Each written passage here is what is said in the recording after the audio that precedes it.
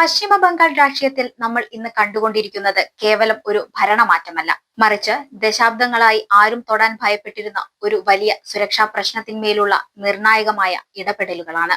ദീർഘകാലത്തെ തൃണമൂൽ കോൺഗ്രസ് ഭരണത്തിന് അന്ത്യം കുറിച്ചുകൊണ്ട് ഭാരതീയ ജനതാ പാർട്ടി 200-ലധികം സീറ്റുകൾ നേടി പശ്ചിമ ബംഗാളിൽ അധികാരത്തിൽ വന്നപ്പോൾ പലരും കരുതിയിരുന്നത് ഇതൊരു സാധാരണ രാഷ്ട്രീയ വിജയം മാത്രമാണെന്നാണ്. എന്നാൽ മമതാ ബാനർജിയുടെ സർക്കാരിനെ പുറത്താക്കി സുവേന്ദു അധികാരിയുടെ നേതൃത്വത്തിൽ പുതിയ ഭരണകൂടം അധികാരം ഏറ്റെടുത്തതോടെ സംസ്ഥാനത്തിന്റെ മുൻഗണനകൾ പൂർണ്ണമായും മാറിമറിഞ്ഞു. മുൻപ് വോട്ട് ബാങ്ക് രാഷ്ട്രീയം മാത്രം ലക്ഷ്യമിട്ട് അതിർത്തി കടന്നുള്ള നുഴഞ്ഞുകയറ്റക്കാർക്ക് മൗനാനുവാദം നൽകുകയും കേന്ദ്ര സർക്കാരുമായി നിരന്തരം പൊരുതുകയും ചെയ്ത ഒരു ഭരണ സംവിധാനമാണ് ബംഗാളിൽ ഉണ്ടായിരുന്നത്.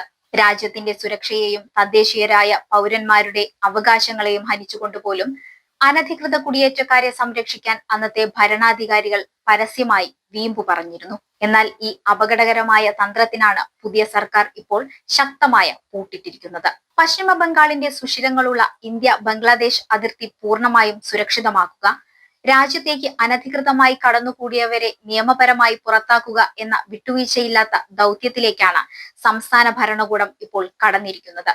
എന്നാൽ ഇന്ത്യ തങ്ങളുടെ പരമാധികാരവും ആഭ്യന്തര സുരക്ഷയും മുൻനിർത്തി സ്വീകരിക്കുന്ന ഈ സ്വാഭാവിക നടപടികൾ അന്താരാഷ്ട്ര തലത്തിൽ ചിലർക്ക് വലിയ അസ്വസ്ഥത ഉണ്ടാക്കുന്നുണ്ട്. അന്താരാഷ്ട്ര മാധ്യമമായ ഫിനാൻഷ്യൽ ടൈംസിൽ ആൻഡ്രസ് ഷിബാനി എഴുതിയ ഒരു ലേഖനം ഇതിന് മികച്ച ഉദാഹരണമാണ്. ഇന്ത്യ രാത്രിയിൽ ആയിരക്കണക്കിന് കുടിയേറ്റക്കാരെ പുറത്താക്കുന്നു എന്ന രീതിയിൽ തികച്ചും പ്രകോപനപരമായ ഒരു തലക്കെട്ടോടെയാണ് ഈ ലേഖനം പ്രസിദ്ധീകരിക്കുന്നത്. നിയമവിരുദ്ധമായി അതിർത്തി കടക്കുന്നവർക്കെതിരെയല്ല, മറിച്ച് നിയമം പാലിക്കുന്ന പൗരന്മാർക്കെതിരെയാണ് ഇവിടെ വലിയ ആക്രമണം നടക്കുന്നത് എന്ന് വരുത്തി തീർക്കാനാണ് അന്താരാഷ്ട്ര മാധ്യമങ്ങൾ ശ്രമിക്കുന്നത്. ഇന്ത്യൻ അധികാരികൾ രാത്രികാലങ്ങളിൽ അതിർത്തിയിലെ സ്പോട്ട് ലൈറ്റുകൾ ഓഫാക്കി ഇരുട്ടിനെ ഒരു മറയാക്കി സ്ത്രീകളെയും കുട്ടികളെയും ബംഗ്ലാദേശ് അതിർത്തിയിലേക്ക് തള്ളിവിടുന്നു എന്ന രീതിയിലാണ് ബംഗ്ലാദേശ് അതിർത്തി രക്ഷാസേനയിലെ ഉദ്യോഗസ്ഥരെ ഉദ്ധരിച്ചുകൊണ്ട് ഇവർ റിപ്പോർട്ട് ചെയ്യുന്നത്. മെഗാഫോണുകൾ ഉപയോഗിച്ച് ബംഗ്ലാദേശ് സൈനികർ ഇന്ത്യൻ സേനയോട് ആളുകളെ ഇങ്ങോട്ട് വിടരുതെന്ന് വിളിച്ചു പറയുന്നു എന്ന തരത്തിലുള്ള നാടകീയമായ വിവരണങ്ങളാണ് ആഗോളതലത്തിൽ ഭാരതത്തെ അപകീർത്തിപ്പെടുത്താൻ വേണ്ടി ഇവർ ചമച്ചുണ്ടാക്കുന്നത്. ആയിരക്കണക്കിന് ബംഗാളി മുസ്ലിങ്ങളെ ഇന്ത്യ അതിർത്തി കടത്തിവിട്ടെന്നും അവർ സീറോ ലൈൻ എന്ന് വിളിക്കുന്ന അതിർത്തിയിലെ തരിശുഭൂമിയിൽ കുടുങ്ങിക്കിടക്കുകയാണെന്നുമാണ് ഈ ലേഖനത്തിലൂടെ അന്താരാഷ്ട്ര മാധ്യമങ്ങൾ വിളിച്ചു പറയുന്നത്.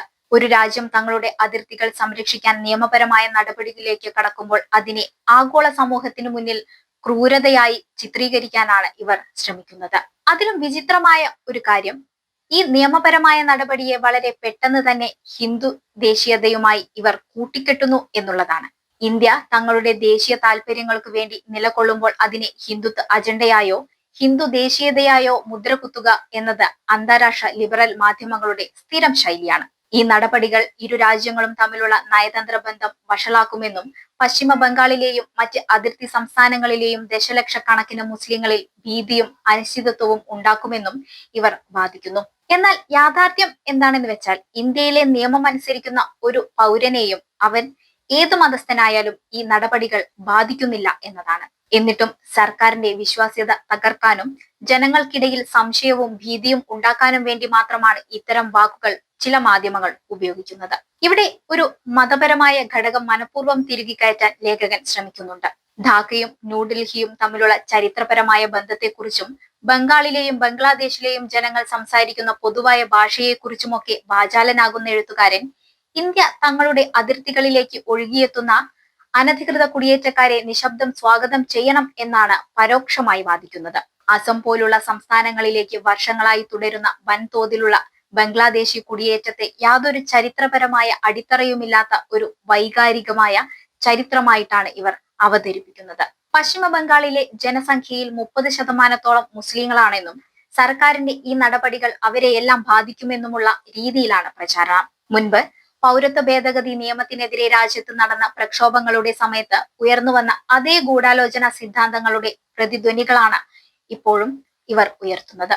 ഹ്യൂമൻ റൈറ്റ്സ് വാച്ച് പോലുള്ള അന്താരാഷ്ട്ര മനുഷ്യാവകാശ സംഘടനകളുടെ ഭാരവാഹികളെ ഉദ്ധരിച്ചുകൊണ്ട് ഇന്ത്യൻ അധികാരികൾ മുസ്ലിം കുടുംബങ്ങളെ ക്രൂരമായി അതിർത്തി കടത്തുകയാണെന്നും ഇന്ത്യ മുസ്ലിങ്ങളോടുള്ള വിദ്വേഷം അവസാനിപ്പിക്കണമെന്നും ഇവർ ആവശ്യപ്പെടുന്നു.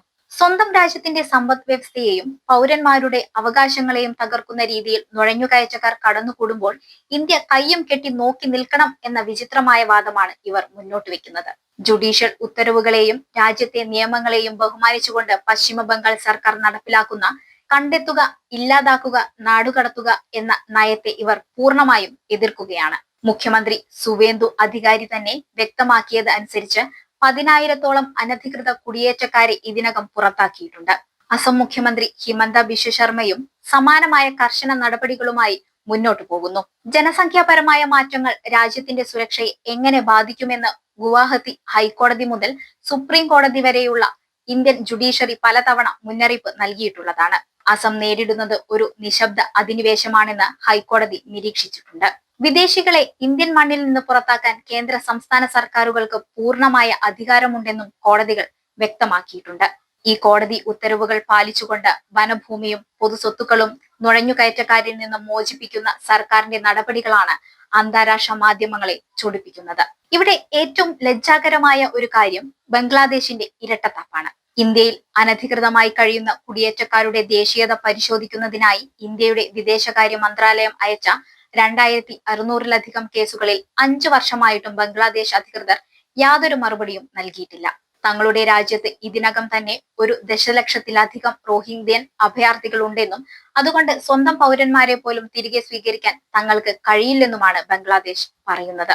ഇനിമേൽ ഒരു റോഹിംഗ്യയെ പോലും തങ്ങൾ സ്വീകരിക്കില്ലെന്ന് വ്യക്തമാക്കുന്ന ബംഗ്ലാദേശ്, ഇന്ത്യ തങ്ങളുടെ രാജ്യത്തുള്ള അനധികൃത താമസക്കാരെ തിരികെ അയച്ചാൽ ഉഭയകക്ഷി ബന്ധം വഷളാകുമെന്ന് ഭീഷണിപ്പെടുത്തുകയും ചെയ്യുന്നു.